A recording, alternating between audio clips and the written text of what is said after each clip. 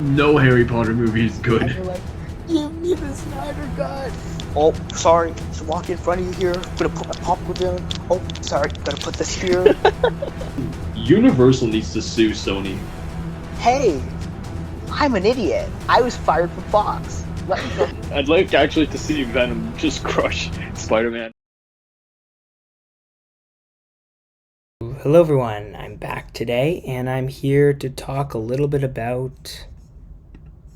Oh, there we go. Sorry, just opening something. Okay, cool. I'm here today to give you my Oscar predictions, at least my first Oscar predictions, because obviously, as you know, the Oscars are still like a month away, and so I have time to be completely wrong. Although, to be fair, gotta be honest here, my Oscar predictions, going back on them, aren't actually that bad. Now, we don't love the 35% for the Golden Globes this year, but it's okay. The Oscars are where I thrive. You know, we're aiming for around the 70% mark. We're gonna do it. I think this is the best year I've had. You know, I think I've got the best read on the movies this year. I think we're good. I think we're gonna really do something here. Now these predictions will change, but you know, I think last year we were at like 56%. We're gonna take a jump to 70. We can do it. So now I'm gonna need something from you guys, though. I do need you guys to let me know what you guys think, because you know, it's always good to have a little bit of a confirmation or a contrast. So for most of these for today, I will be ranking them. I will be giving you my predictions, and obviously we're gonna start from like the live action short, and we're gonna end up at Best Picture. But now that being said, I don't actually believe that, like, I'm basic for a lot of them except for like the first ones we do. I am going to be giving you my kind of top 3-ish depending on the category. So, you know, some of them in my mind right now are still dead heats between like multiple things. So basically I'm not making decisions on everything, but I will give you generally a top 3 or a prediction depending on how confident I am. Some of those will be locked in. I mean, obviously they can change, but they probably won't change. Okay, cool? Let's get ready. We're going to do a speedy. At least these first ones speedy. Okay? Live action short. Haven't seen any of these. So we're going with the Red Suitcase. Why? I don't know. Just feels right. Okay? We're good? Perfect. Wait, let me make sure these I gotta make sure these saved. Oh, yeah, it didn't save because I forgot to press save. There we go. Now we saved it. Okay, good. Now we're going to documentary short. Now, I haven't seen any of these.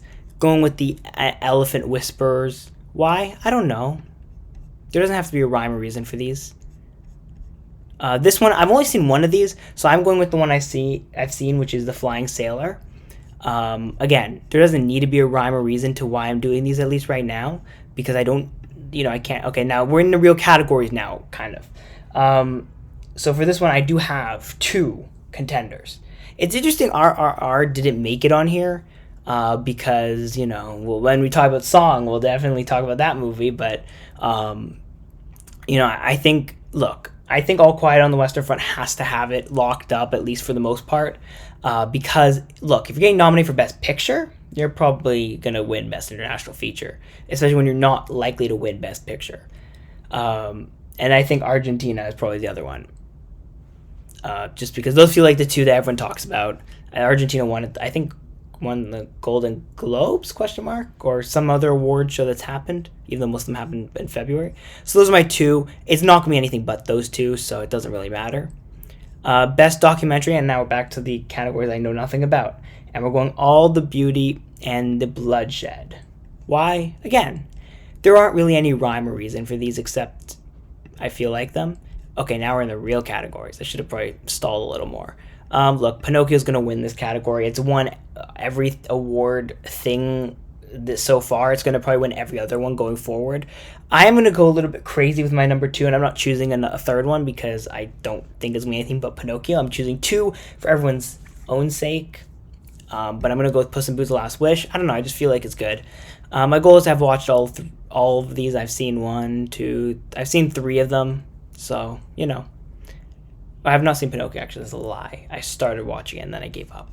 Not because it was bad, just because I was tired. Now, yeah, and I mean again, so that's that one. Okay, visual effects. Now we're into the real categories. Although, you know what's weird? Visual effects is like the weakest it's ever been because there's no Marvel movies in here. There is. Black Panther's in there, sorry. There's no other Marvel movies in there. Okay, come on. Let's be honest here. It's Avatar. Avatar is like written and underlined and highlighted on my note sheet. It's gonna win. Visual effects, Top Gun will probably come second. I guess if they don't even give a second. I don't know why I said it's gonna be Avatar unless you're an idiot. Then maybe it won't be Avatar. Sound, look, it's giving it. They love giving this one to like movies that are like war related. I think 1918 or whatever the hell that movie's called won it. I think that what other movies won it? Oh my god, I'm not racking my brain to go back. But yeah, Top Gun, All Quiet on the Western Front, probably the top two. And I think on my sheet I put Avatar as number 3. So basically in the order they're given. And I mean, yeah, I think Elvis could be the sneaky one to just appear out of nowhere because that's the other kind of movie they'll give it to is like basically if it feels like sound is a integral part of the movie. I know, funny, right? How that works. Song. I remember way back on my Golden Globe prediction days, me so naive, saying it's between Lift Me Up and Hold My Hand, and there's nothing else that even comes close. Well, I was wrong because Natu won 2 awards between then. That was the Critics' Choice and the Golden Globe. So I unfortunately have to put now what is probably the juggernaut in the best song category, weirdly not a Disney song. And of course I'm going to put Lift Me Up and Hold My Hand as 2 and 3, and all that like confidence is gone completely from the Golden Globe days where I had 36%, so we must adapt. Now, best score. Again, there's some shocks on here. For example, when they announced the nominations, right? I was very shocked that Avatar was not here. Like, I gotta say I'm shocked. Not because I deserved it, but because I don't know, I just felt like Avatar should be there. Glass Onion wasn't here, which is shocking to me. I thought Glass Onion got snubbed from a lot. That was a shock to me too. But yeah, we're here, and I think it's gonna probably have to be Babylon, right? I don't know. This feels like a very weak category right now. Then the Fabelmans. Those are the 2. I don't know how to have a read on this right now. It feels so early for this category because there isn't like that, instant, like, typically you could say, okay, Star Wars, Marvel, whatever, it's always in there, or I guess in some cases when, Marvel movies get snubbed, but still, I just feel like there's no way to get a read on this, which sucks because I love having a read on these like these smaller categories because normally I'm watching all these things. Marvel, be better. You got to be in these conversations more because it makes my life easier when I just got to pick Marvel movies. Okay, now I got to talk about the best production design. Well, I mean, I guess we got to go Babylon, right? We've got to go Elvis. No, we're going Avatar next. Actually, that's wrong. Avatar and then Elvis. And that's all the 3 I picked for that one. Again, why did I pick these, you may ask? And I could tell you, I don't know. Now I'm gonna go here now to the what are we in here? Makeup and hair. Come on, man. We know it's gonna be The Whale. I don't even know if Whale's number 1 on my list. Yes, it is. Elvis is number 2. Why? Tom Hanks, pretty much. That's my reason. I know there's other people's reasons, they're different. And of course, I gotta go Black Panther, Wakanda for... You know what? So I had Batman on as 3. I'm putting in Black Panther, though, just because, I don't know. Batman's getting snubbed. And then Batman was also not enough categories, to be fair. For a movie that was that good. Like, typically, honestly, I gotta say, look, I know I probably shouldn't have expected it. I was shocked Batman wasn't nominated for Best Picture. I was honestly shocked. Why? Because they typically reward good superhero movies. And they didn't this time. I don't know. Maybe the Oscars just decided we don't care about making people watch. Because, see, the way that this looks, right? Black Panther got nominated and probably has a chance to win in a later category, which we'll talk about. there's a lot of lack for the fact that we got Black Panther and Batman, both of which were amazing, and almost completely snubbed from every category and no legitimate chance of winning in almost any category except for like one, is kind of shocking to me. For an awards that was trending toward, hey, maybe people want to watch it if it's movies they care about. Now it'd be interesting to see what Top Gun Maverick, like, I don't think they're the same, or Avatar. Again, I know everyone watched Avatar, but I don't think it's the same as, like, having the Batman in there. Also, we know Avatar's not going to win much, so, Disney needs to be better so I can be in these conversations again, so I can be interested in these awards again. And so normal people can be interested in these awards too. Okay, so let's talk about Best Film Editing. Everything Everywhere All at Once, Top Gun. I don't know. Okay, look, I don't know. All three of these have, and Elvis obviously is the third. All three of these again have excellent cases for this award. If you go back in history, I don't even know who won it in history. It feels like an award that'll go to, again, where the hell is Glass Onion? I don't understand it, but that's why I'm not a predictions guy. I am, actually. I'm very good at making predictions. My predictions almost always come true. Okay, let's stop ranting and let's get to costume design. Black Panther has this in the bag. But as much as I think Black Panther has it in the bag, Elvis and Babylon both movies I think can easily, like, look, again, I'm surprised The Whale wasn't here as well. I guess it's, a little bit different, but still. Again, and there's no weird, stupid period piece movie here at all. I don't think, unless this is a period piece movie. But, no, like, Crown ripoffs are here, which is shocking to me. Because normally this is the category they thrive in, like that Queen of Hearts Margot Robbie movie from, like, a few years ago. I'd never heard of it until it showed up in this category, and then I never heard of it again. Or maybe it was Makeup and Hair, I don't remember.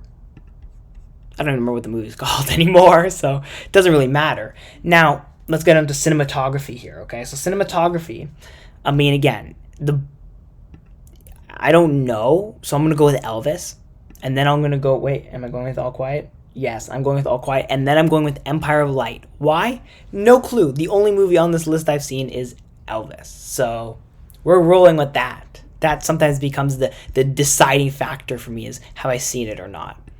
Original screenplay, weirdly a very competitive category. With original screenplay, you've got Everything Everywhere All at Once as the one I think is going to win it, just because I think, look, if there's one thing I know, it's that story was amazing. Now, people are going to yell at me about the Banshees of Inisherin, so I'm putting it here, okay, be happy.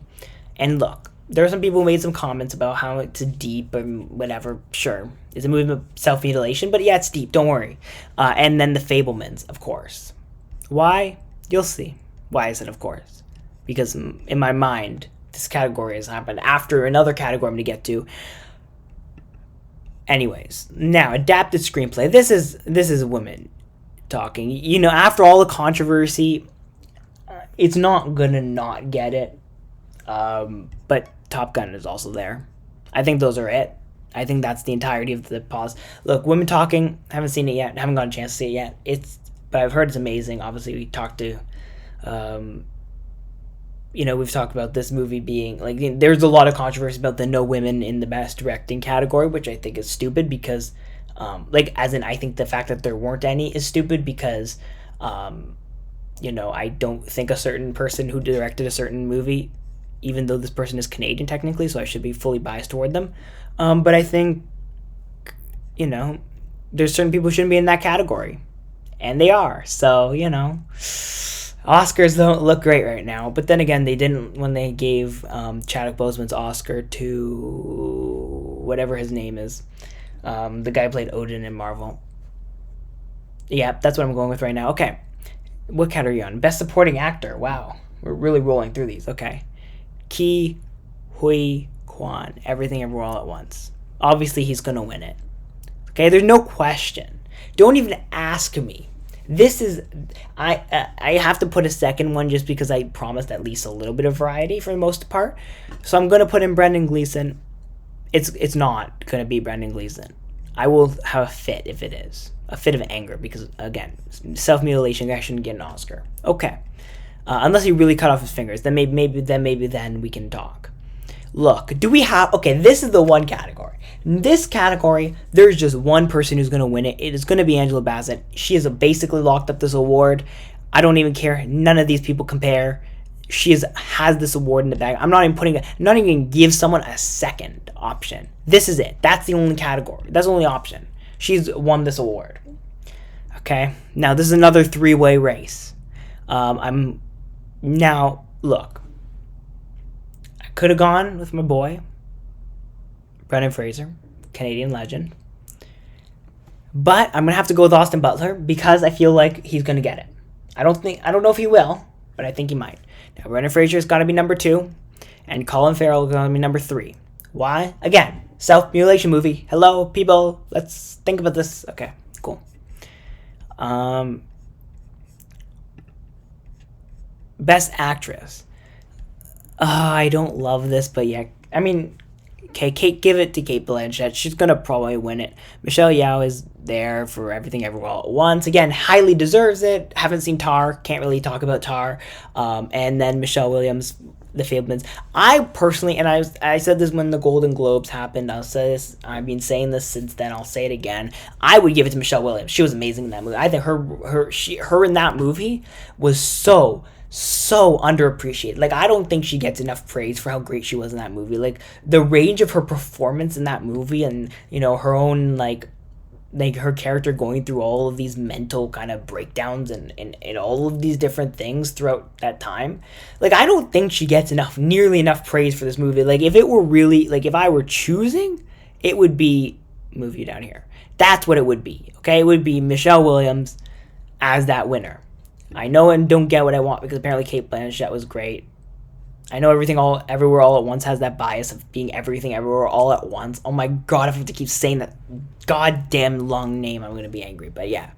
And then, but yeah, so those are the 3. I mean, I personally think it was Michelle Williams.